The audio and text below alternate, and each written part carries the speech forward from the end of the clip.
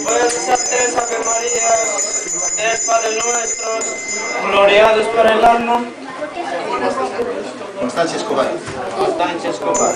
Comenzando por Padre Nuestro y terminando en Ave María. Padre nuestro que estás en el cielo, santificado sea tu nombre. Venga a nosotros tu reino, hágase tu voluntad en la tierra. Danos hoy nuestro pan de cada día, perdona nuestros danos hoy nuestro pan de cada día.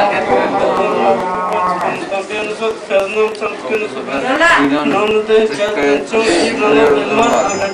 Dios te salve María, llena eres de gracia,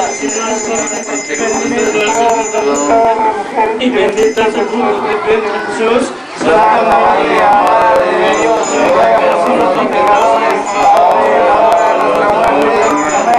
Padre nuestro que estás en el cielo, santificado sea tu nombre. Venga a nosotros tu reino, hágase tu voluntad en la tierra como en el cielo. Danos hoy nuestro pan de cada día, perdona nuestros ofensas como también nosotros perdonamos a los que nos ofenden. Danos hoy nuestro pan de cada día, perdona nuestros ofensas como también nosotros perdonamos a los que nos ofenden.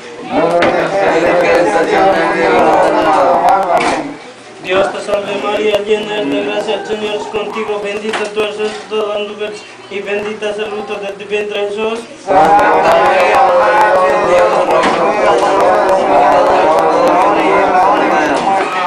Señor mío, si ves que tienes las dos Ave Marías,